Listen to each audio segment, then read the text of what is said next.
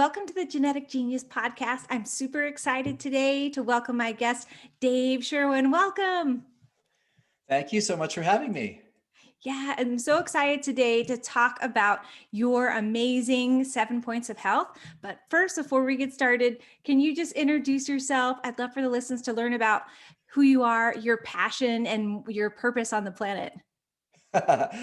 Big question. I'll try to keep it short. I really just consider myself a health enthusiast. I mean, there's a lot of things I could talk about, but in this context we're talking about today, I love health and wellness. And it started when I was very young. I was a very shy kid. I was really backwards. I didn't have many friends. And I had really low self-confidence. And one day though, in seventh grade, some other kids were playing basketball in like the 7-foot hoops, right? But not with a basketball, with either a golf ball or a tennis ball, right? A tiny little ball.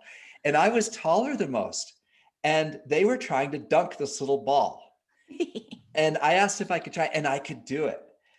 And that was the beginning of me getting into sports and becoming eventually a basketball player. And that introduction into health and wellness, or competitive sports really, that brought me into health and wellness generally, was a huge influence in my life at an early age, and helped me to go from, being kind of backwards and overly shy, to developing some skills and some self-confidence and being able to do stuff once I found something that I could do, right? That lent itself to my genetics. Here we're on the genetic podcast, might as well just Right, use that. totally. So, and then from there, I just loved it. I love the outdoors. Eventually, once I was a little slower and couldn't jump as high, I got into triathlon, and I was a very competitive triathlete for a few years, and then I did CrossFit. And so I've just kind of changed things up as I've gone along, but always with the foundation of loving exercise, loving the study personally of nutrition, of habits. And then of course, all of that, we live our entire life through our body. And so the whole point of health and wellness, of course, is to have a rich and abundant life. Mm-hmm. So all of our experience flows through our body. And so it's formed by, by that. If you have a child, say in a youth group that wants to do a 50-mile hike, and say, hey, we need some parent volunteers to come on this 50-mile hike. You want to be that parent that goes, yeah, I'm in. Yeah. Not the one that goes, I'm sorry, I can't do that. It's not physically Mm. possible. So, Mm-hmm. so to really have an abundant life in every way with your family, your children, and now for me, grandchildren, it all flows from how well I take care of my body. Yeah. Oh, that's so true, Dave. I love that. It's true. It's all about health and wellness to have for longevity. And I think that's what, we're all aiming towards Uh-huh. right now is a long and healthy life. And I love that, that story that you told about the sports. I'm very short and petite myself, and I never was able to really do basketball or volleyball, but I like all the other kinds of sports, running, and I'm very active, and it's really helps keep me healthy. Nobody believes that I'm going to be 50 the next month, but now everybody knows. And I never would have guessed that. I'm sure most people won't. You No, don't I look didn't. like it. You don't sound like it. I mean, I take really good care of myself. yeah. Well, it shows, and that's what this is all about, right? And Mhm. and and I do the same, and I'm sure everyone listening does the same, because no one would be even listening to this if they weren't interested in the topic. And then not just longevity. It's interesting. I'm almost finished with your interview with Jennifer Brand, Mhm. which really caught my attention. Okay, because now I'm at the far end of things, and I've got grandchildren, right? Mm. And some of my grandchildren have allergies. Yeah. And so your episode there just jumped out at me. It's like, oh, okay, I got to listen to this. I got to share this with my Mhm. daughters, Yeah. right? This is stuff that they are dealing with as young mothers. So it's generational.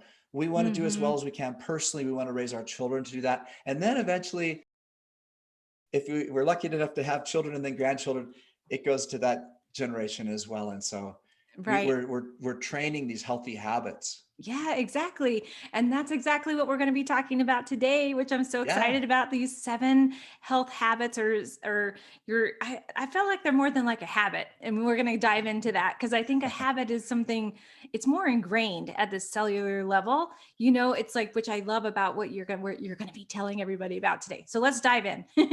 So, Okay. first of all, why did you develop these? Let's talk kind of like the background of it first, because I really like to hear that part of it, I think. I'm glad you asked that question. I think it's important. And so my background is business. I was studying marketing in university. I've always loved the process of moving products in the marketplace, and always been fascinated with business books, and I used to read books about successful business people. And and over time, I built up a business, and then I sold that business. I went in and I found myself as an entrepreneur buying and selling businesses and doing a variety of different things. I've had a very, very varied career. And finally I got into e-commerce and really loved it, because now all of a sudden in e-commerce, you have the chance to take any product and show it to millions of people all over the Mm, globe. And that just, to me, as the internet evolved, I got really fascinated with it and became somewhat of an expert in e-commerce because I was an early adopter. So a lot of other people were trying to figure this out. Well, long story short, I never did anything in health and fitness. I was in all kinds of other industries, usually helping other people build their businesses. mm, And there mm. came a time that I had a massive business failure in 2009. It was terrible. And That's what makes us stronger. it definitely made me stronger. It actually put me on a much better path, because Hmm. I called my friend Dan. He was one of the people I reached out to, said, "Hey, I just had a huge failure. I'm in trouble. I need to find a job. I need to do something." He goes, "Dave, you're a health and fitness guy. I've always been confused why you never got into health and fitness." And I said, "Well, I don't have a degree. I'm not a nutritionist. I'm just a enthusiast. I love it, but I have no expertise." He goes, "Okay, well, listen, everyone out there wants to lose weight. Why This don't you is true. sell weight loss products?" Right. That's a great advice. It was good advice. And we launched a product in 2009, and it went crazy. We were number one on Google for that particular weight loss method. And we had tens of thousands of customers. Within 6 months, this thing had blown up so fast I couldn't keep up with it. I had 5 customer support reps taking all these calls. And now here's the massive epiphany. I told you my backstory. I've Hmm. never struggled with obesity and with being overweight. That's just not been, I've been blessed with good genetics, right? Hmm. And so I really didn't understand or appreciate the serious and real challenges that people go through with their weight loss journey. And all of a sudden, here I am inundated with it. We're Hmm. talking hundreds of support tickets a week, asking questions about, can I do this diet if I'm taking this drug? What about this? I had my thyroid removed. I have no Hmm. gallbladder. I've been obese since I was a child. And all of a sudden, this entire business went from my head to my heart. Hmm. That's the best way I can describe it. I Hmm. suddenly realized this is heartbreaking. Some of these stories, I'll give you examples of stuff we came across that was just crazy. One lady, her goal was to lose 100 pounds. She had been overweight since as long as she could remember, from being a small Hmm. child. Her parents were overweight, her siblings were overweight, she was overweight, she was bullied, she was mocked, she went through all the emotional Hmm. abuse that you can imagine, that really shaped and formed her opinion of herself and her worldview of other people. But then she went to college, which is where I bumped into her. And she was in college and she had good roommates, good supportive roommates. And she just thought, I think I'm ready. I think I'm ready to lose this weight. Hmm. And I was one person who was involved in her story, and just said to her, look, I'll help you how I can. Why don't you at least touch base with me once a month? While you're on this journey, I'll do what I can. And I wasn't a certified health coach at that time. I got my certification later. Hmm. So I was just a volunteer, right? Just trying to help someone out who I'd Right. come in contact with, even though I was Exactly. an e-commerce guy. Well, she started walking every day at lunch, and she changed her diet to be very healthy, including a large salad for lunch instead of fast food, and made other fundamental changes. Nothing crazy, but meaningful. Right. Yeah. Something that can stick. Something that she could say. 1 month in, She walked every day, every business day, 5 days a week for an hour on the treadmill, changed her diet completely, didn't lose a pound, nothing. Mm, So she's like, well, it's okay. It's okay. You know, I've been overweight a long time. I'll just live right. with it. I'm going to carry on. End of 60 days, still 100 pounds overweight. Mm, Now she's getting a little frustrated. emotional about Yeah. this and frustrated. Mhm. And those of us that are working with her are, you know, and this is where you start to doubt. You start to wonder, is she telling us the truth? Right? Because it Right. doesn't sound right, but she seemed so sincere. And I believe she was. Then she went to the 90th day. And I kid you not, after 90 days, she had walked every day, 5 days a week, religiously on the treadmill. She had changed her diet. She had supportive roommates. There wasn't, the house wasn't full of junk food. They were supporting her in her breakfast and her dinner meals. And she hadn't lost a pound. And she said to me, okay, you know what? The thing is, though, I feel better. I Mm, like the habits I've developed. I am feeling better. And I believe this is just the body God wants me to have. That's sort of like a direct quote from her. mm. Just so I'm going to carry on now, not for weight loss, but just because it's a better lifestyle. Yeah. Feel good. And Hmm. yeah, but guess what? 30 days later, she'd lost 35 pounds. Wow. Her body just needed that like kick in. She was probably just Yeah. holding on to that. You know, I talk to patients a lot about that trauma. When we have, like you were saying, from that childhood trauma, those cells, those fat cells will hold on to that weight. And until we can release that emotional component, it's really hard to have that shift in weight loss. Yeah, and for those of you listening that struggle with this, I hope that story is motivating because that's a very extreme story. But what it started me down the path to is, as a business person selling a weight loss product, it started me on the path of people. How do we help people lose the weight and keep it off? Very simple. The question Right. of the ages in a Right. first world country. Exactly. How do we help them? Because the fact is, many of the answers are slick. They sound terrific. Cut carbs, right? Do Hmm. this named diet, do that named diet, Right. eliminate sugar, do this, do that. The fact is, a lot of those things are not sustainable. They may Hmm. sound sustainable, and you might do them for 6 months, you might do them for a year, Hmm. but not to be too critical. How many people out there, and those of you listening, just answer this for yourself. For how long have you maintained keto? Hmm. Right. Yeah. What's the sustainability of that? Yeah, that's a big question for sure. What's a sustain? Now, don't get me wrong. I've had several keto experts on my podcast. I'm a Hmm. fan of keto if it works. Hmm. It's just a matter of, but when I look forward to the end of my life, Mm, of attending weddings and parties and mhm. events, of being places where there's not always keto friendly, not to pick on keto, let's just replace it with any named Right. diet, right? Right. Anything. Yeah, exactly. And that was the evolution. And then I got my certification in nutrition from Precision Nutrition. And Hmm. that's when everything crystallized, because in my book, Precision Nutrition is one of the top 4 nutritional certifications in the world.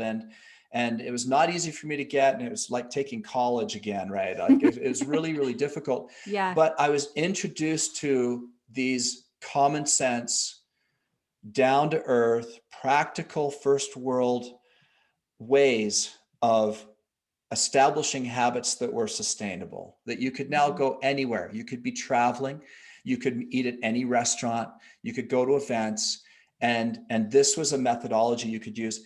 And then from there, I tried to use the Precision Nutrition software Pro Coach. Mhm. And the fact is that I found that that was just also quite difficult. I thought that was going to be the answer. The I thought, golden boy, I'll ticket. just put, yeah, golden ticket, do Pro Coach. And by the way, Pro Coach is phenomenal. I did it myself. I did it for a year. Mhm. I loved it. It was fantastic.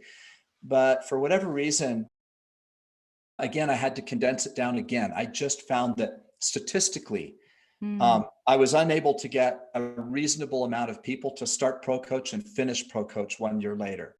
Yeah, people need to have simplicity, especially something that's, like you said, really sustainable, but simple, that they can have that habit come into their life. Because especially now with COVID and stress and everything, it's like the last thing they could do is have this like really super complicated thing come in. They're like, oh no, not gonna happen.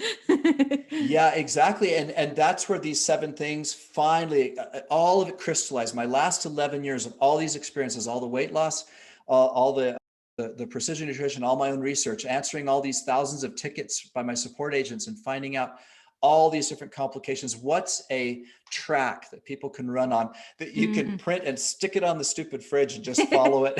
Right, which everybody needs that. I have sticky notes everywhere. If you in my house, Yeah. you can't see them behind me right now, but they're like, that's like my a joke in my house. Like, where's the sticky note? Yeah.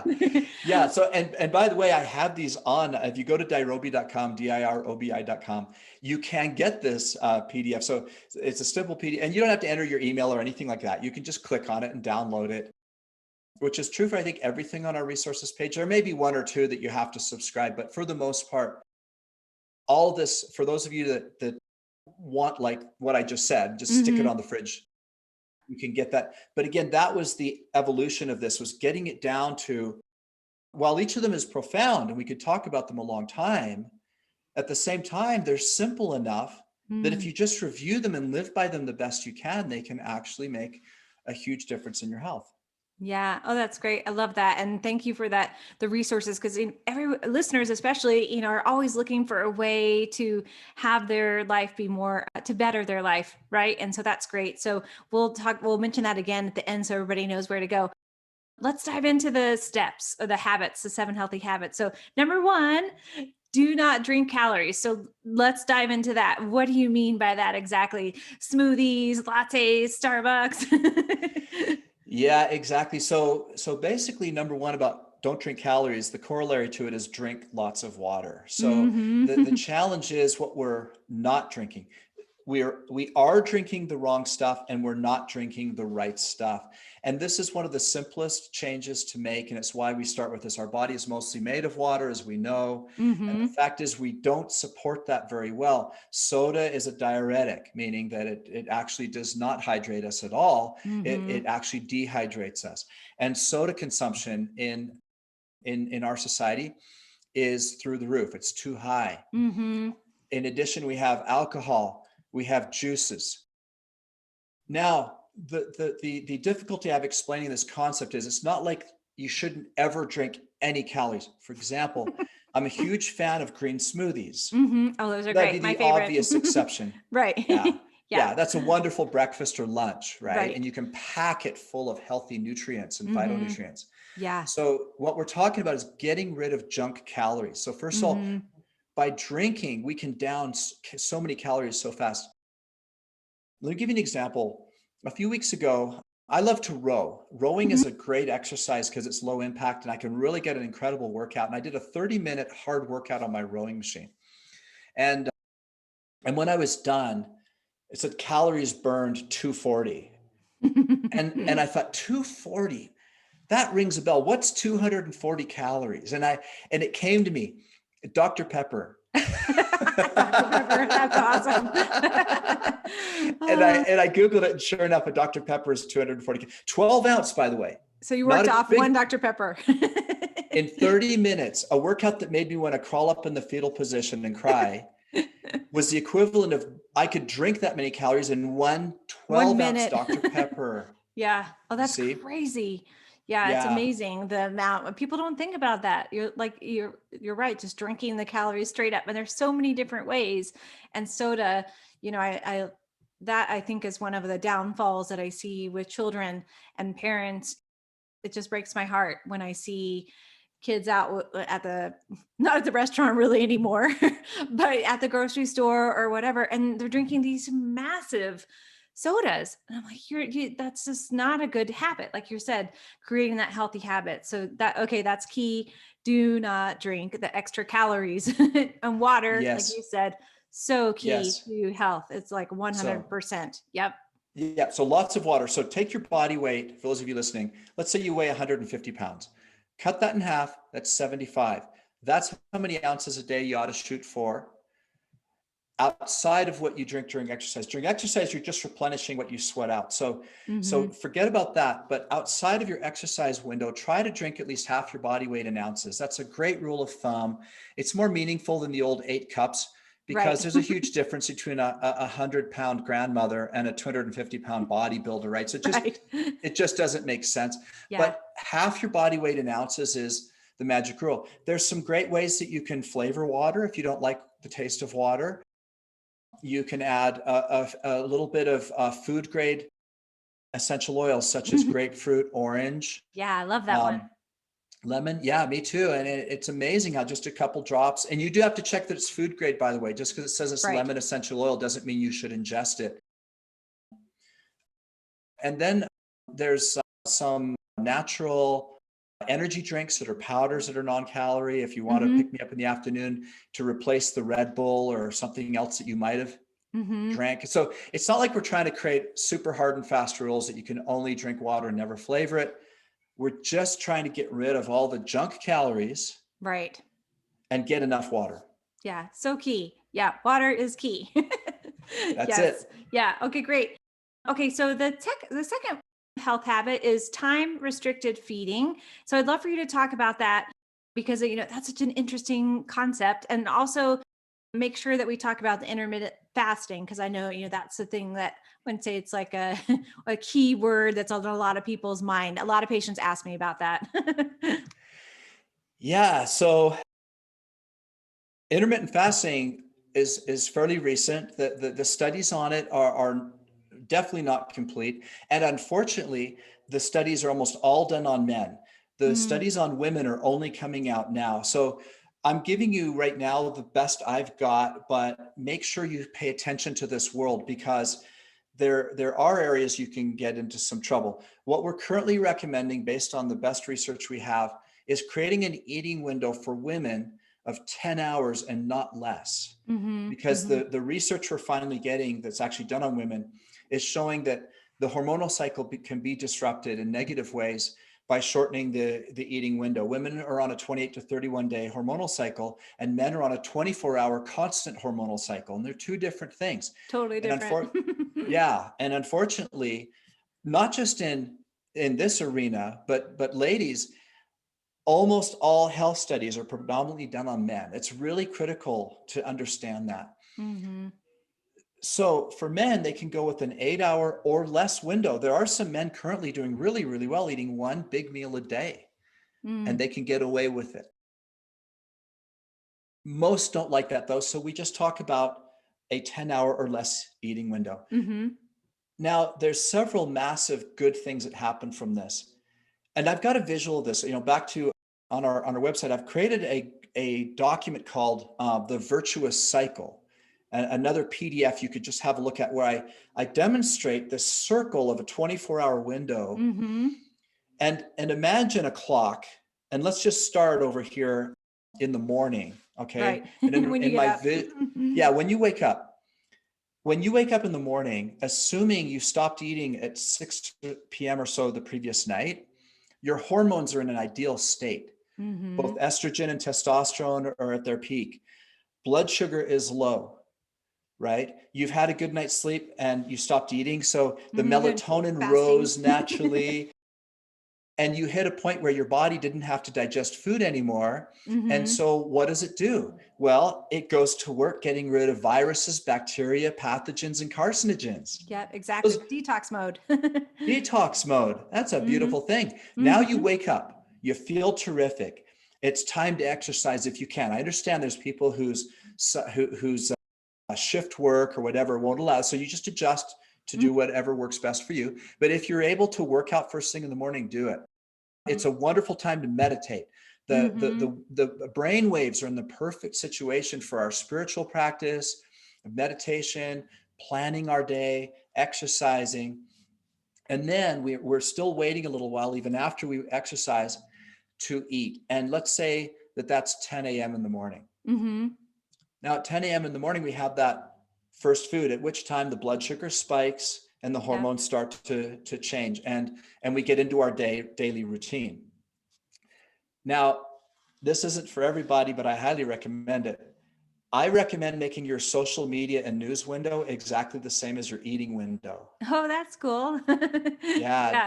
don't look at social media. Mhm. Yeah. Don't start your day Right on with your seeing phone some or something. negative Right. political thing and your friend Yeah. who's extreme left or extreme right who's just putting all this hatred into your Right. head, No, right? not good. Yeah. Yeah. You can turn that off until needed. That is the best thing for your brain and mindfulness. Absolutely. And Mhm. I'm a meditator. And Too. again, I know we Mhm. can't get everyone to meditate, but I'm telling you, if you add meditation and mindfulness, thinking through and planning your day with all the important things you want to do, and exercise, and those three things all get done in the morning while you're not doing social media or news, I'm telling you, you're emotionally, spiritually, and Hmm. physically at a better place than you can possibly be if you do it differently. Totally. You set the whole like day at this level. I do all those things. That's exactly how I start my day. And I have my And you'd never. schedule set for that. Awesome. And, Yeah. and me too. And the point here that you asked me about was the eating Oh window. yeah. So now, Hmm. now we eat, and we eat according to the hand rules. We'll talk about that more in a few minutes, but we eat healthy food, whole foods, foods with no ingredient list as much as possible, Right. right? Yeah, not like a box off the bad shelf. Right, right. And I'm not a purist. I have plenty of boxes in my pantry, but generally speaking, right, we're just trying to eat whole foods as much as possible, get plenty Right. of fruits and vegetables, and healthy carbs, fats, proteins as the basis of our diet in the right Hmm. amount. And then when we stop eating at the end of the day, a magical thing starts to happen. And the magical thing that I think is so powerful is what we don't eat after dinner, Right, right? exactly. Yes. Right? Because none of us crave vegetables at 9 o'clock at night. Nobody. No? A little spinach Right? snack late at night. Yeah, I'm craving spinach. No one Right, has yeah. ever said that. No. Not yet. Not yet. And so, you're cutting a lot of wasted and hollow calories out of your diet by doing this eating window. So you're Mhm. supporting your hormonal system. You're getting all the good nutrients that you need. You're eliminating some junk food from your diet.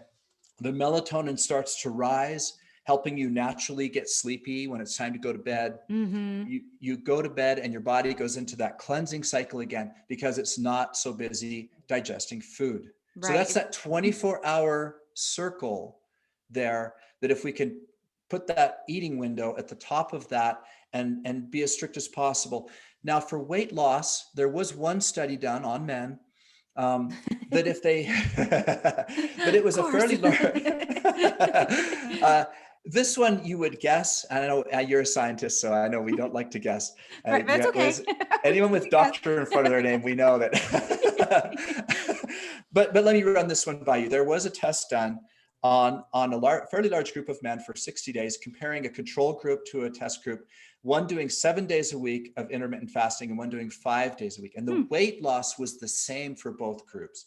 So we do have that one study. So if this is something that really feels hard to you, and you Mhm. just think, boy, I just need 1 or 2 nights a week that I can just sit and Right, let with my go or let go and just have some munchies. And Mhm.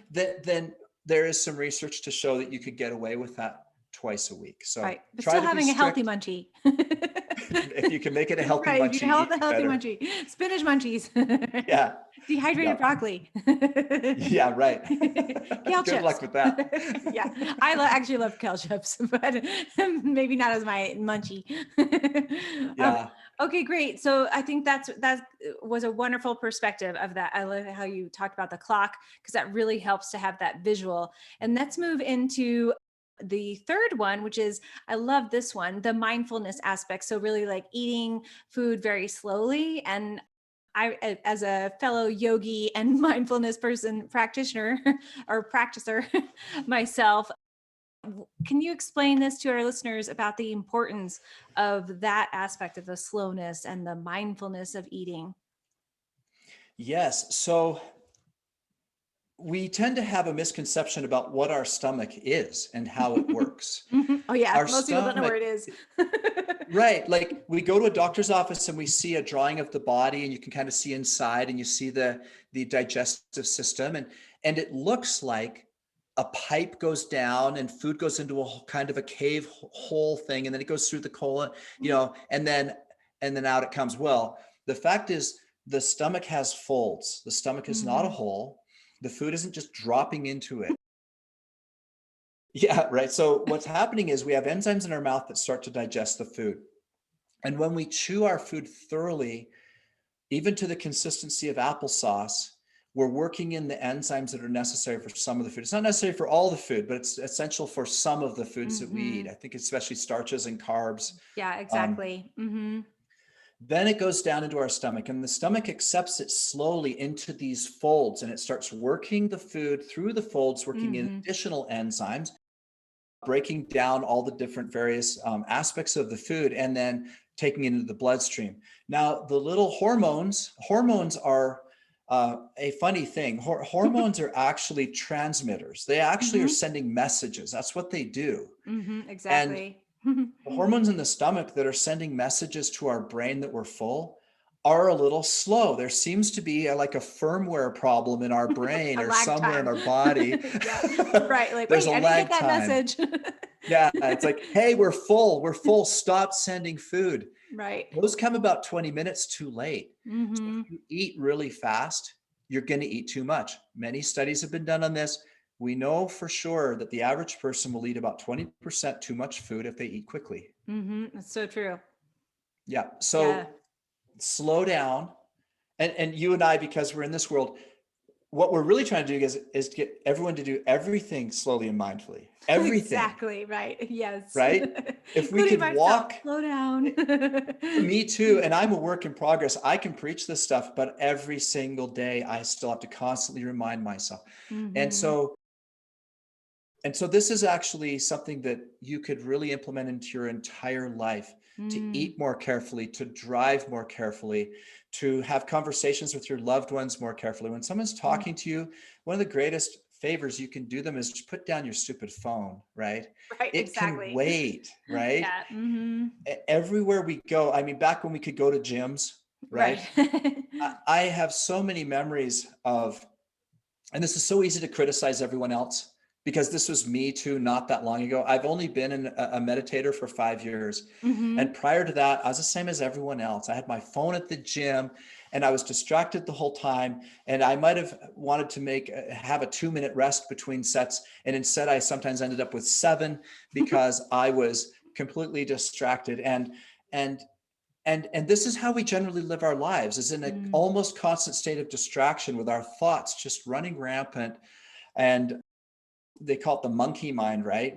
This is Right. our normal human condition, is that of a monkey mind. While we're eating our food, we are generally and normally distracted. Mm-hmm. It's not normal to actually focus and concentrate on every single bite of food, but it's very satisfying to do. Mm-hmm. Yeah. Food is a wonderful part of our life. It's supposed to be Totally. something we really enjoy. And instead, it's something we're often doing while we're driving and doing something else. Right. Yeah. Most common. And I always ask patients that, in the intake form with their food diary and journal, like, what are your eating habits? Are you eating at the TV? Are you eating in the car? Are you eating while you're working in front of the computer? It's like you totally disconnect from the body, like you were talking about, from that beautiful digestive system, but also from the food. The food has so much to communicate with us about, do I need this food? What is it going to do for me? What kind of nutrients is it going to provide for me? Where did it come from? All those messages the food can give us are just tuned out in the other world zone. Yeah, and that's the normal state. It really is the normal state for most of us, and myself included. This is something that, it's not something you can just develop like over the next week. This is something to be reminded of on a regular basis. It's so easy to be quickly distracted, and all of a sudden we've eaten half a plate of food. And Right. so little habits like put down your fork, Mm-hmm. chew that bite of food till it's all the way gone, then pick up your fork again. So your only focus ideally when you're eating is you're sitting down and you're eating, and your only focus is the food and or the people that you're with. So Right. food is a social experience as well as a physical experience. And in an ideal world, especially we're eating with people we love. And so of course it's fine to be distracted, so to speak, by someone's conversation, Right. right? That's Yes. more important than our own, that now becomes more important than our own personal enjoyment of the food. And so we just try to do both Mm. the best that we can, but taking time to enjoy every bite, chew it to the consistency of applesauce, Mm-hmm. and prepare it and eat it slowly and mindfully. Yeah. Oh, that's great. I love that mindfulness component. I think it was the macrobiotic diet. They say to chew each bite 50 to 80 times, which is a lot, and Wow. that it really changes the way that you eat when, that's a lot of bite of chewing. But the mastication process, like you said, does allow those enzymes to start working. And if we bypass that, we bypass a lot of the digestive process, which is a huge reason why people have digestive stomach problems and esophageal problems, is because that those juices haven't done their job before they get down to the esophageal sphincter, which we need that to be able to work and move into the stomach. Right, right. And so one of the things any of you who just heard 50 times and went, oh, that sounds awful. It sounds like a chore. Right, like, oh my God. Part of the problem is you might be eating the wrong foods. So Hmm. you got to keep in mind, the idea here is to eat delicious foods. Let me give you an example. I teach people to eat 5 to 9 servings of vegetables. We'll get to that in a minute. Hmm. And I don't love vegetables particularly. It's not like my favorite food. It's certainly Hmm. nothing I crave. I've already kind of mocked vegetables earlier in the interview, right? Right, totally. But guess what? I did enough experimentation to find out that I absolutely love roasted vegetables. Yum, those are great. I'll chop up some yams and some mushrooms and some Brussels sprouts and some onion and purple onion. I'll chop all that up, and then I'll take avocado oil and Hmm. I'll brush it all with avocado oil, which, by the way, is much better than olive oil because it has a Totally. higher flash point. And bake that up, and it's like candy to me. I love it. And so I Yeah. was able to find a way to take a food that I wouldn't normally crave, and now I've created something. So I eat roasted vegetables all the time. I make them like twice a week. I Hmm. make 2 big cookie sheets. I put them in the fridge. There's always a big bowl of roasted vegetables in our fridge. And now I love vegetables. I didn't used to love vegetables. Yeah, you just have So to experiment. that's right. You Hmm. have to find what works for you. Hmm. Okay, great. Okay, so number 4, the forehand rule, or not the forehand rule, but can you talk about what that rule is? Because I love that. And you had a great resource on your website too about with all these images, which I'd love for you to talk about just as a way for people to have the visual of what that looks like when you're talking about the hand rule when it comes to eating. Yeah, and this goes back to my kind of mocking the named diets, which I probably shouldn't do because many of these diets have helped people have Hmm. tremendous success. Right. But again, it's just about the sustainability. What I love about the hand rules is we're accepting, in precision nutrition's philosophies anyway, that the human body, is designed to thrive on carbs, protein, and fats. Hmm. Okay. Now, not everyone agrees with that. As a matter of fact, the whole keto community thinks that carbs are the devil. Right. So this is debatable, Yep. but based on our philosophy, what we're saying is that if you take your hand, you can now eat in a way that you don't have to ever do any more calorie counting, and that you can eat in a sustainable way and make delicious, nutritious meals every single time, repeatedly, day after day after day. And the way it works is this: if you look at your palm, Hmm. the size of your palm is about the protein serving that you Hmm. should have. Okay. And so let's take eggs, for example, Hmm. right? For a smaller person, the palm might add up to roughly 2 eggs. Hmm. A bigger person, it might be 3. And a really large person with a thick hand and palm might be 4 eggs, right? But you see how that would work, how you can Right. kind of see the size of portion of protein that you ought to have. Same as a cut of meat, Hmm. right? And if you're a vegan, vegetarian, you know your proteins, right? And tofu or being something else, right? But it's like the size of your hand. Then Yeah. if you close your fist, you want to have carbs about that size. We mentioned Hmm. yams earlier, potatoes, Hmm. uh, quinoa, any of the grains, if you're okay with grain products. For me, sometimes it's a couple pieces of toast. I know that doesn't maybe add up to a fist. So again, we're not like getting scientific here with knowing how many grams your fist is, right? Right. So Yeah. just these are guidelines, like the whole pirates, the old pirates guidelines, not rules, Right. right? Yeah, That's what exactly. these are. And then your open fist, if you could, I'm sorry, your open hand, if you could just like Hmm. have a open your hand and have vegetables there. These are Mm, like the low calorie vegetables, green right. leafy vegetables, carrots, broccoli, kale, spinach, All the good right? ones. All the good ones. So we're trying to get, and then our thumb, that's about how much healthy fat we Hmm. would want. Now, fat's a little difficult because it's in a lot of stuff. I mentioned eggs earlier. If Hmm. you're going to have eggs, the eggs have the fat, right? Hmm. If you're okay with dairy, chances are the dairy has the fat. Right. And so you don't add fat. Okay. So you do Right. have to, you do have to kind of learn a little bit. You have to be a label reader, and you need to learn roughly, how much fat, protein, and carb is in different foods. Hmm. Again, not going crazy, just generally speaking. Is Right. it a protein or a carb? And sometimes some carbs have some protein, etc. But what is it predominantly? That's what we're looking for. Yeah. And you just eat according to those, making sure that by the end of the day, you've got 5 to 9 servings of vegetables Hmm. in that mix. Yeah. And that's the hand rolls. Oh, that's great. Super easy. That's what I love this philosophy, or this, I think it's a philosophy. Yeah. Yeah. And because it makes it really easy. And like we were talking about earlier, that ease makes it really sustainable. Okay. So 5, moving the body. Let's, of course, we were talking about earlier about exercise. I think we both love exercise, but why is that so key for the foundation of the 7 health steps or health habits? Well, our bodies are designed to move.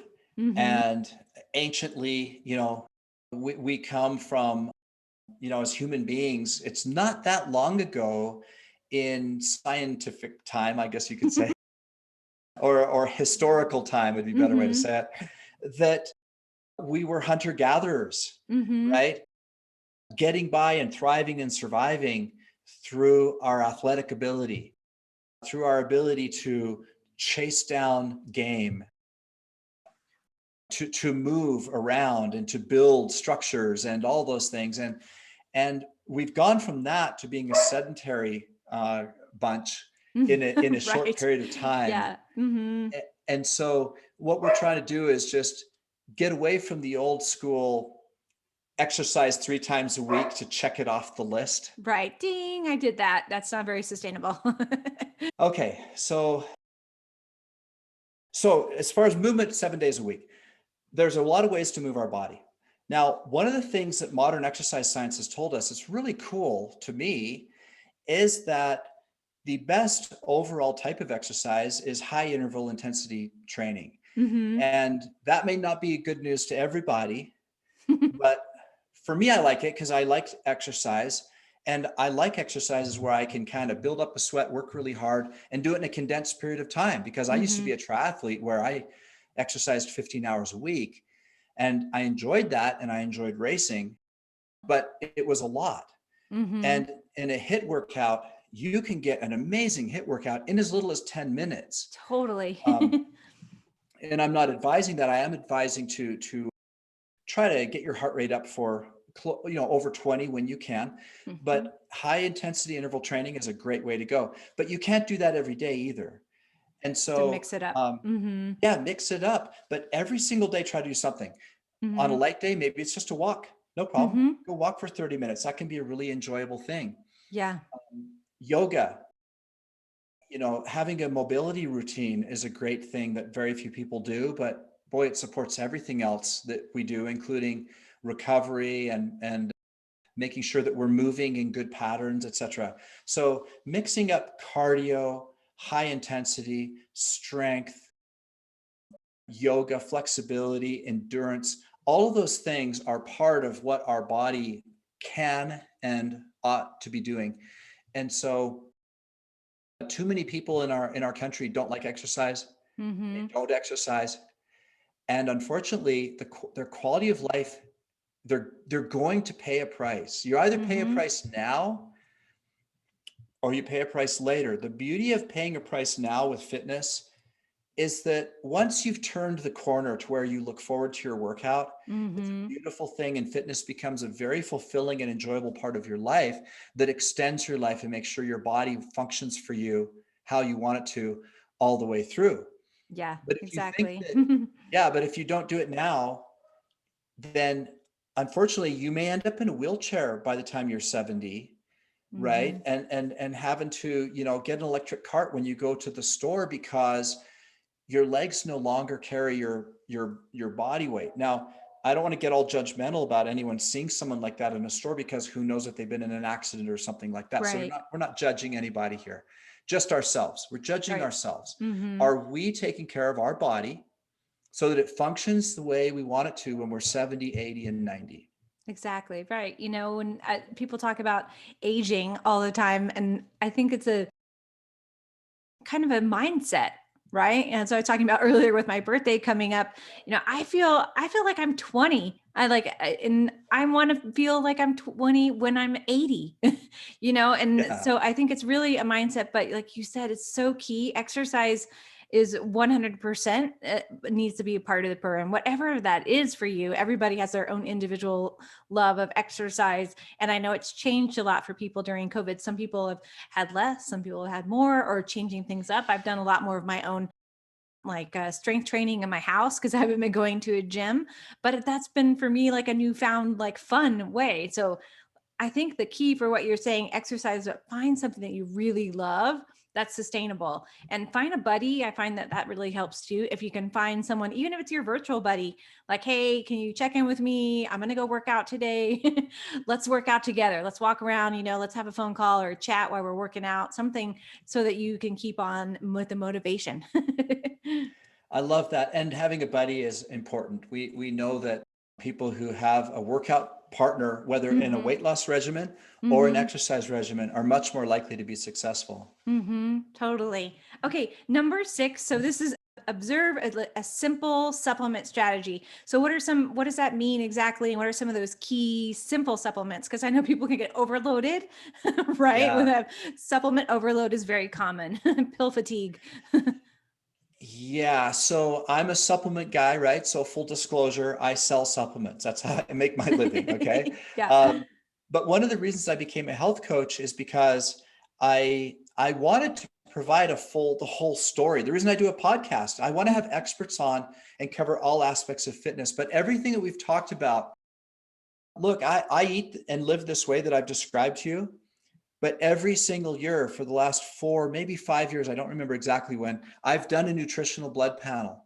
I get Mm-hmm. my physical every year. And on Yep. top of that, I get tested for micronutrients. Mm-hmm. So And key. guess what? As good as I try, I can't fill in all the blanks without supplements. Mm-hmm. And the Yeah. fact is, our food is not what it used to be. Those roasted vegetables I talked about, I love them. But unfortunately, I'll give you an example. This last time round, I was low on copper. Hmm. I was low on, let me think, magnesium. Mm-hmm. Very I was low on common. calcium. My trace minerals were good, which is cool because we sell a trace mineral that I take. So I was You're like, excited yes. about that. Doing something right. I got that one nailed. But those macronutrients, and I don't want to open up the long discussion because it takes Right. forever, but With it's another hard to explain. podcast. But trace minerals and minerals are different. Right. Trace we need in very small amounts. They're not that hard to get with a simple trace mineral supplement. Right. Okay, so to answer your question in a simpler way without me rambling here, take a good quality multi and take a good quality mineral, Mm-hmm. and at least do that. And I see too many people that if we look in their supplement cupboard, there's Right. everything but the basics, right? Yeah. So just don't do that. If you want to take a lot of supplements, wonderful. I do. Mm.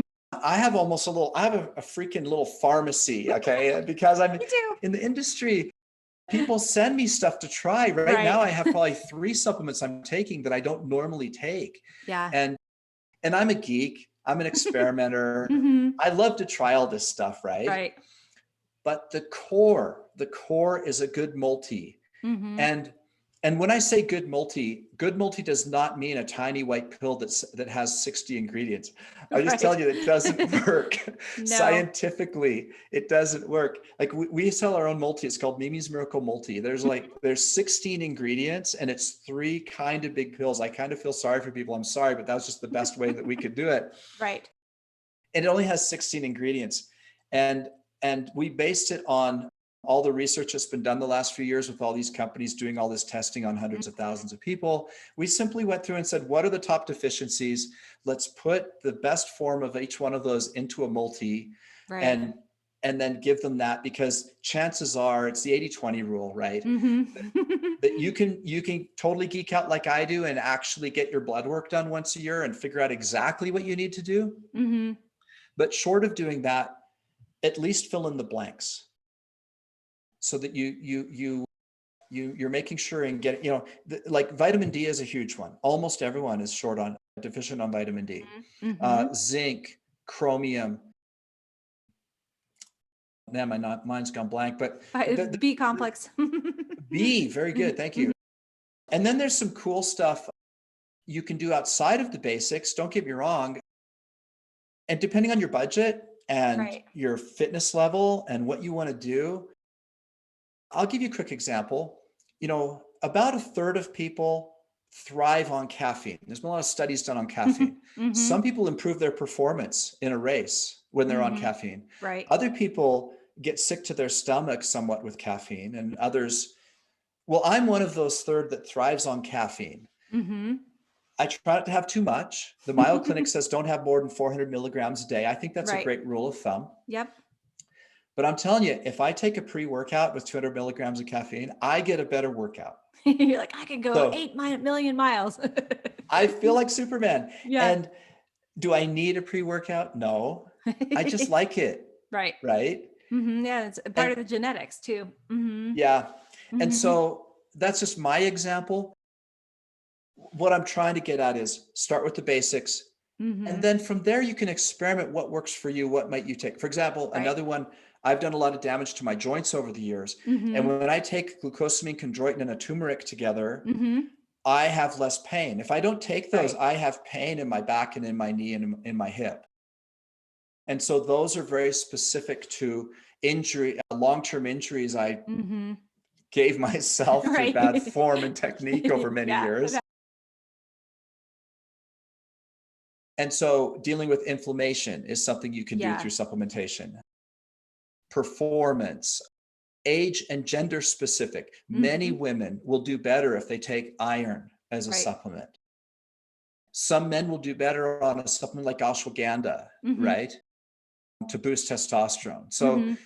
these are all the things you do after you have a good multi and mineral. Right.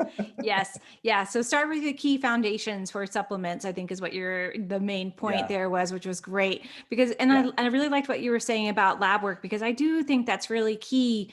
And an annual lab work or annual physical are really important for prevention. It's, people like, oh, I haven't been to the doctor or had a physical or lab work done in like 10 years. I'm like, hey, it's for better health. It's actually so that we can see what's going on inside.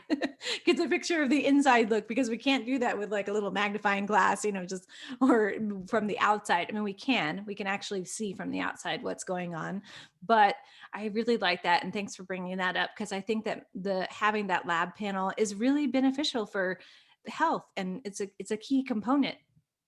And it's fun. And Mhm. it's And fun to it's treat your fun. body like your own Yeah, personal science experiment. I have exactly. 15 years worth of physicals in a binder that I printed out on paper. Yeah, and you can see like, oh, how did I change this year? What affected me? How was my stress level? Did it change my hormones? There's all types of things that you can learn, and especially like Yeah. I like that too. I keep, of course, I'm a soul science geek. Keep all that data in a graph. Yeah. Yeah. Okay, let's move on to number 7, and this one is to cheat strategically. Yeah. Meaning all of these things, remember I said guidelines, not rules. And Mhm. the point here is that in health, people have all or nothing thinking. Right. Many people go on a diet, or like I mentioned earlier, cutting out sugar 100%. Mm-hmm. The challenge with cutting out sugar 100% is if you finally cave in and have a Snickers bar, you feel Mm-hmm. like a failure. And Right. then you have 3 more Snickers bars and you go off, we call it go off the fall off the Right. The wagon, sugar wagon. Yeah, that's a big one for right? people. Mm-hmm. So what I'm doing here is we're eliminating the wagon. Right. There is no wagon. You Mm-hmm. can't fall off. You just follow these guidelines the best you can. I currently have people in a 90-day transformation program where they're following this and taking our supplements, right? And it's really fun to do. Every single day they check off whether they did their habit or not. And the first thing we teach them is that we want to reverse the psychology of health. And what I mean by that is the story I just told you, the Snickers bar. A person, if they eat perfectly and then have a Snickers bar, feels like a failure. Well, if they exercised, ate their 5 to 9 servings of vegetables, ate healthy carbs, fats, and protein, and did all the rest and ate a Snickers bar, how did they really do? Right. Yeah, they didn't get an F in that day. That was not an F. It was not an F, but why do we feel like we got an F? Because we absolutely do. Right. And so the first thing we teach people is what a terrible day is. Okay, a 0 day is you get up and right away you have a donut and a cup of coffee loaded with sugar and cream. Right. Okay. Then for lunch, you have a fast food meal. And then for dinner, you have pizza and a 6-pack of beer. Right. Okay. That would be a not so good day. That's a bad day. Right. But guess what? You got some nutrients out of that day. A little bit. A little tiny bit. Let's Right. say 10%. Right. Okay. Let's say that even as bad as that sounds, you got some nutrients and you got some fuel. Right. Right. You're like, okay, at least I can function. So let's call that 10%.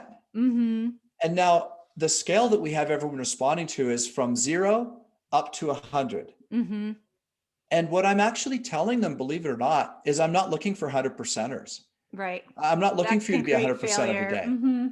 Why don't you just shoot for 50 to 80 for now? Yeah. How about that? And then give the gold star to yourself. You're like, I can do this. Yeah, because the vast majority of people, if they eat the way I just described, 50 to 80% of the day for the next 90 days would actually drastically improve their health. Right. You feel like you accomplished something instead of setting these massive, crazy goals for yourself that you can't do, that are not sustainable. Like that does not create a nutritional plan, food plan, exercise plan that's ever sustainable.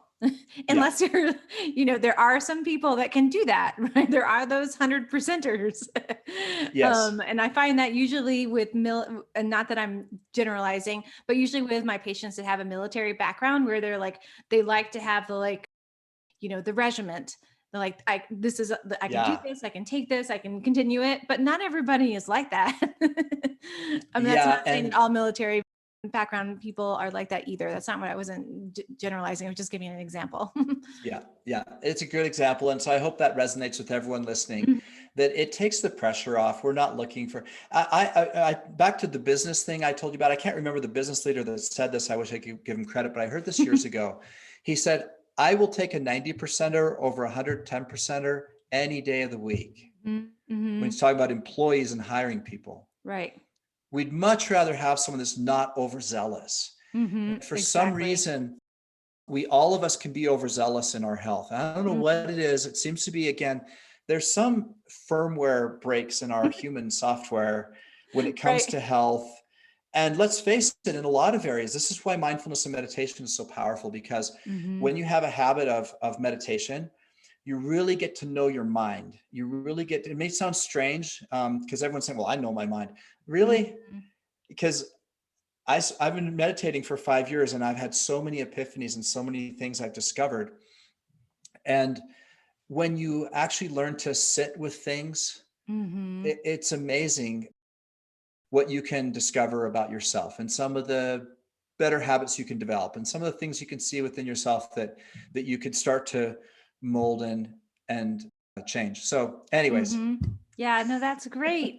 That was wonderful. And okay, so we talked through all those 7 health habits, which were fabulous, and to access more of the resources for those habits, and then other great resources. You have handouts and PDFs and things you can stick on their fridge. They can go to your website at dirobi.com, dirobi.com/resources. And also we'll post that in the notes so you guys will all be able to access that really easily.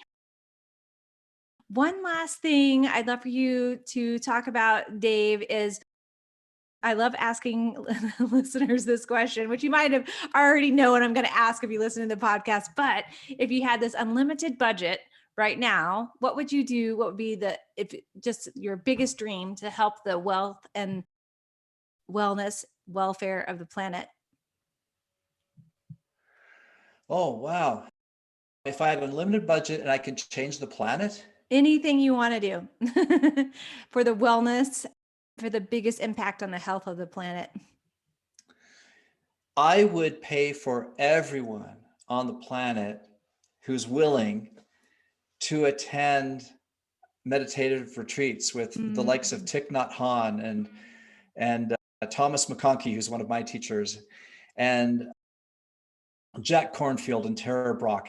mm, I would want to take that crowd of people. There's a wonderful crowd of people that are teaching these principles that when people internalize them, they have a natural desire to improve the planet and to become better people. And we would eliminate some of the natural problems we have in our world from overconsumption and from the way we treat each other and discrimination and all the many issues that we deal with in our society could really be diminished if we became a mindful and meditative group. And I believe, have you ever been on a meditation retreat? oh yeah, totally. I used to live at a yoga center. Okay. Yes, I meditated like 3 hours a day for several months. That's so funny. Um, well, don't you think now I realize not everyone wants to do that. Right. Not No, everyone that's wants not to for do it. everybody. Um, And no. but for all of those who imagine if I could take those checks and we could pay for the time off and the time to be spent at a Plum Village retreat for a week, right? For Mm. as many people as possible and as are willing to do it. That I guess that's my best answer right now. Yeah, no, that's great. I love that. And it's super easy. That's one thing I really love about asking this question to guests is because the things that they have to say, just like yourself, are things that we can really easily implement into society and have amazing, great results. So ding, you totally get that one. Thank Well, you. Thank you. well, thank you, Dave. It's been such a pleasure to have you as a guest today on the show. Thank you so much. Thank you so much for having me.